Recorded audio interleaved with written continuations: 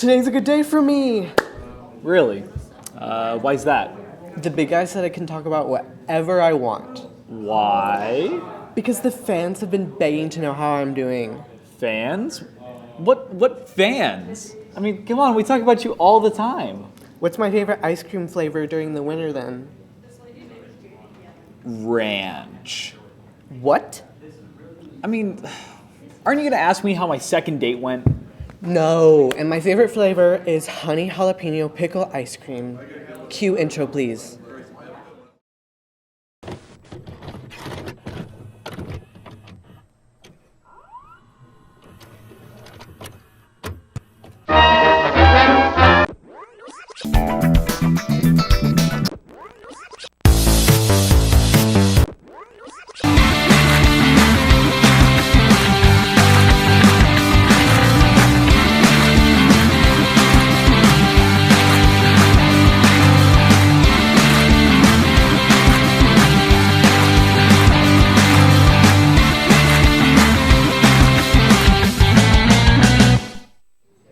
Hello everyone, and welcome back to The Real Deal, Ball State's premier entertainment news show. I'm your host, Josh.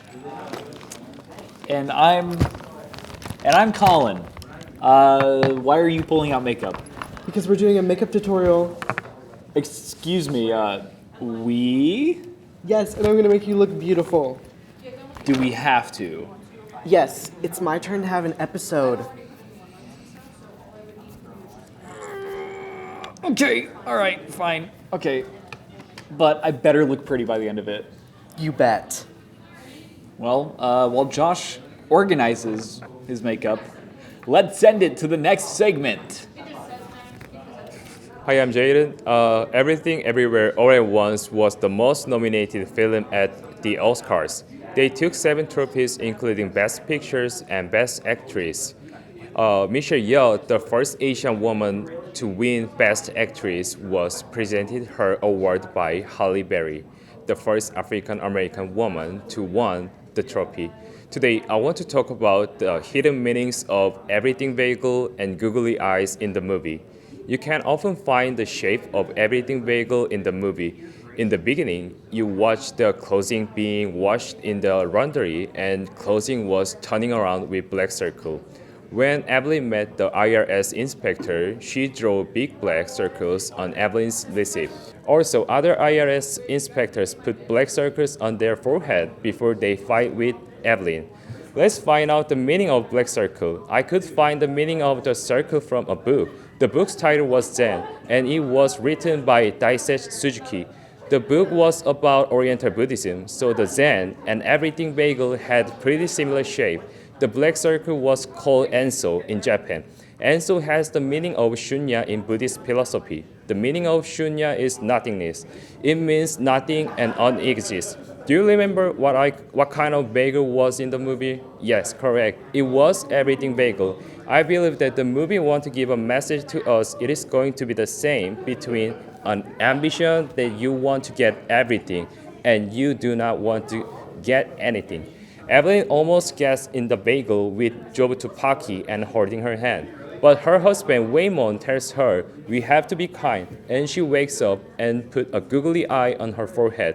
After that, Evelyn tried to help people heal. We can talk about the meaning of googly eyes. In Indian philosophy, people get third eyes when you realize something. One of the gods in India, Avalokitesvara, remained on the earth because the god wanted to hear people's problem. The meaning of Avalokitesvara is listening and looking from the people's sound. When you translate a sentence with a Mandarin character, it is called Kwanseum. Kwanseum is one of the most biggest dogmas of Buddhism, so the movie referenced well Hong Kong culture. So the everything bagel's meaning was nihilism, and the googly eyes was the existentialism. After Michelle Yeoh and Ki Hui Kwan won the award, they left comments saying, "Have a big dream and trust your dream." And thank you, Mom. Today I want to say thank you to my mom. All right, that's all I have stories to tell you. Thank you for listening. I wish you stay well. See you next time. Okay, I won't squeeze them. I'll just fill them in, you big baby. I'm not a baby.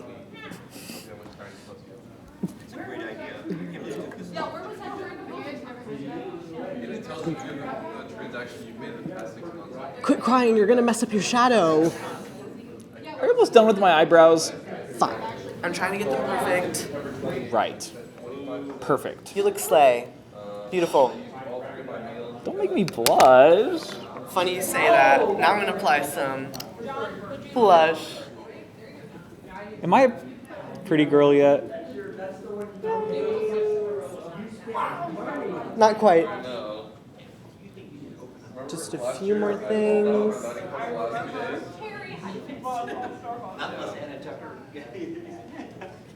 Hey, if I did that battery and they don't get to check, it's your fault. Just a few more things. Some highlight to make you visible from a mile away. Whoa. You're glowing so bright. You're lighting the path to the next segment. Why did you only do my nose? What are you doing? I'm measuring your face. For perfect beauty, you should have 3 even sections down your face and 5 across. Okay. I think you need to tweeze your eyebrows. They're a bit bushy. Hey, I like them like that. Anyways, I'm gonna start doing your eyeshadow. Okay, have at it. That tickles. Quit moving. I'm sorry. Okay, I'm gonna do your brows. Wait. Don't tweeze them. Just let's cut to the next segment. Last year, I watched all the Scream movies for the first time, and I quickly became a huge fan of this franchise. I think it is such a unique concept, and while each film is thrilling in its own right, they have great commentary on cinema at the time of its release. Now we have Scream 6, a whole year after the last one. We got this movie really quickly. Usually people are given 2 years to pump out a sequel, but this time around it was released within a year. Most of the time when a film is released this quickly, I worry that it ends up being bad. This is not the case with Scream 6. This film is actually one of my favorites in the franchise. Unlike the previous films, this one spices things up by taking place in New York City, which greatly changes up how Ghostface works. He can be anywhere and anyone. It is great how during some sequences he just appears out of nowhere. They use the environment for some great moments, and I really appreciate that. The characters from the previous film all return, including legacy character Gale Weathers. I gotta say, with the absence of the actress for Sydney in this film, Gale's presence feels a bit off. We have a whole new lovable cast of characters. And Gale. I don't know, I like Gale Weathers, but I didn't feel like she needed to be here. Speaking of the group of characters, this is my favorite cast in a Scream film. Everyone's chemistry works, and it comes to the point where I hoped everyone would make it out of the film okay, which is what any good slasher should do. Like I said earlier, in every Scream film, they comment on a part of cinema at that point in time. In this film, they go all in on franchises, baby. Think Star Wars, the MCU, etc. I thought it was handled well, but I wish they stabbed at that part of cinema a bit more than they did. Do you guys get it? Stabbed? No? Okay, whatever. Sorry, I'll see myself out. My biggest problem with Scream 6 was how some of the characters were handled. I can't go too in-depth because my critique contains major spoilers for the film. I just thought it was kind of goofy how some of the characters were written in this film. I gotta say, I am pretty proud of myself because for the first time, my prediction of who the killer was correct. In their motivation, though, it could have been better written. Anyways, Scream 6 is another great sequel from this long-running franchise. It is thrilling in all the right ways, and overall a fun time at the movies. I'm gonna give Scream 6 an 8.5 out of 10. That's all for me. Hope you're doing well. See ya. And the Oscar goes to? Wait. If we're going to be talking about the Oscars, we have to do this the right way, okay? Give me 1 sec. Hey! Okay, there we go. Now we're ready. Are you Oscar? Yes? No? I'll take that as yes, so let's go, people.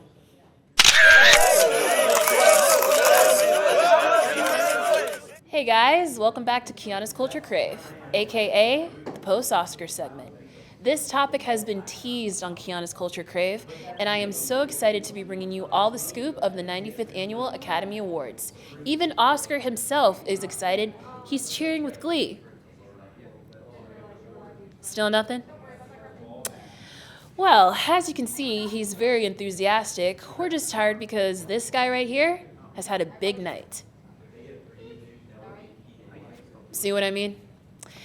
Anyways, this year's Academy Awards was one to remember. Jimmy Kimmel was hosting the award show at the Dolby Theater for the third time this year, and his opening monologue was spot on. Now, he did address the big elephant in the room, and by that, I mean the whole Will Smith, Chris Rock fiasco that happened last year. And let's just say, he did not sugarcoat it. But aside from Jimmy's monologue, the whole award show felt fresh and exciting, considering that these year's winners were first-time nominees who took home the coveted statue. Starting with Best Supporting Actor, which was presented by last year's winners, Troy Kotsur and Ariana DeBose. Ki Hugh Kwan took home the award for his role in Everything Everywhere All at Once. For Best Actor, which was presented by last year's recipient winner for Best Actress, Jessica Chastain, and another noticeable Best Actress winner, Halle Berry, taking Will Smith's place after being banned from the Academy for 10 years. People are calling this the Renaissance. That's right, Brendan Fraser took home the Oscar for his incredible role in The Whale. I'm clapping and screaming on the inside. But my bet was on Austin Butler in Elvis, but I am so happy for Brendan. But moving on to Best Actress, which goes to Michelle Yeoh for Everything, Everywhere, and All at Once, which also makes her the second person of color to win Best Actress, next to Halle Berry herself. Look at her breaking glass ceilings. You go, girl. And last but not least, Best Supporting Actress went to Jamie Lee Curtis for her role in Everything, Everywhere, All at Once, beating out Angela Bassett for playing Queen Ramonda in Black Panther Wakanda Forever. Don't worry, I'm not bitter. But for the most coveted award of the night, Best Picture presented by Harrison Ford, and it was a clean sweep for Everything, Everywhere, and All at Once, which walked away with a total of 7 awards for the night. And with 7 Oscar wins, Everything, Everywhere, All at Once is the most awarded film of all time, with 145 awards, from Best Animated Feature for Guillermo del Toro's Pinocchio to Best Original Song for Natu Natu. Great, amazing wins this year. Right, Oscar? Huh? Well, all right. Well, that's all I have on the menu for today. And I am pleased and happy to announce that 3 out of the 5 predictions that I made for this year's Oscars came true. Maybe 3 out of 4 or 6? I don't know. I lost track. I hate numbers anyway. But I want to say a huge congratulations to all the nominees and winners this year. But I want to know what you guys think. Did you guys enjoy the show? Are you happy with this year's winners? What did you think of Kimmel hosting the show? Who do you think you guys should have won this year? Who do you think will be nominated for next year's Academy Awards? Who would you like to see host? Let me know what you guys think, and I will see you guys next time for another plate of pop culture on Keeona's Culture Crave. Say bye, Oscar. Come on, dude. You gotta give me something at least. Whatever. Anyway, love you guys. Bye. Okay, lastly, we're gonna apply some setting spray and then some lip gloss. What does setting spray do? Oh! Things. Don't breathe in, dummy. Sorry. Okay, and finally, some lip gloss. Oh boy. Okay, and done. You look stunning. Okay. Can I see and also talk about how my date went? Zam! I'm beautiful. Anyways, so my date. How about final words? Collin.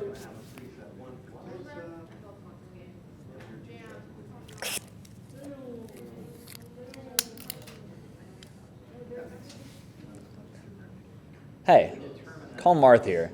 Doing the huge, the final words, the words that are the last ones that I say during the episode. Josh, I'm sorry I lost your hair clip. I don't know where it went. But anyways, The Spotify AI DJ, that dumb son of a... He's lovely. His name's Xavier, but I don't have him on my phone, and I'm really mad about that.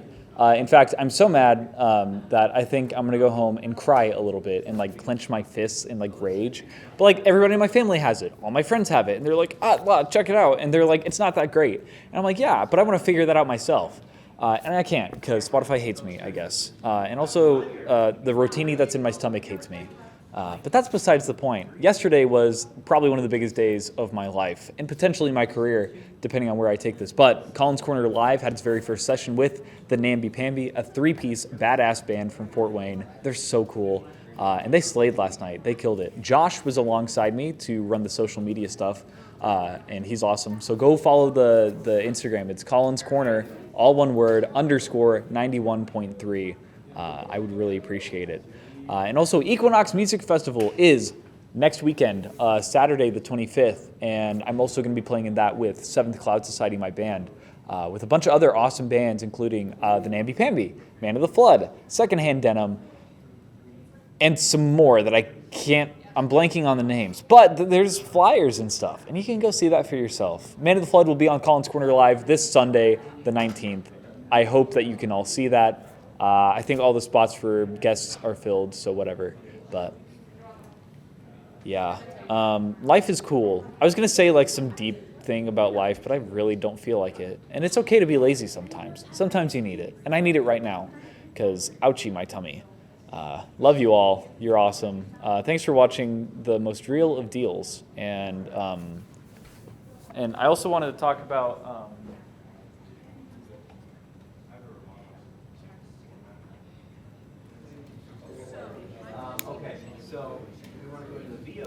Miley released Endless Summer Vacation on March 10th, 2023, as Keeona mentioned last week. And it features Flowers, the hit single, which I talked about earlier this season. But it also highlights some brand new songs that I think encapsulate what Miley brought to the table with Plastic Hearts and her new rock sound, and mixed it with this more pop sound as well. Jayden, Muddy Feet, Wild Card, Violet Chemistry, all great hits from this album. Handstand. There's multiple tracks, 13 to be exact, with a Flowers demo at the end, and I think it's a great album. It hit #1, and Miley's really killing it. I wish Plastic Hearts got just as much recognition, but I'm really glad that we're living our summer era, and I can't wait to live it all summer long. As always, thank you for watching. If you want to see anything else from us here at The Real Deal, be sure to check us out on Instagram, Facebook, Twitter, TikTok, our website, and for all things entertainment, I'm Josh. Caught me off guard. And I'm Collin. Thanks for watching.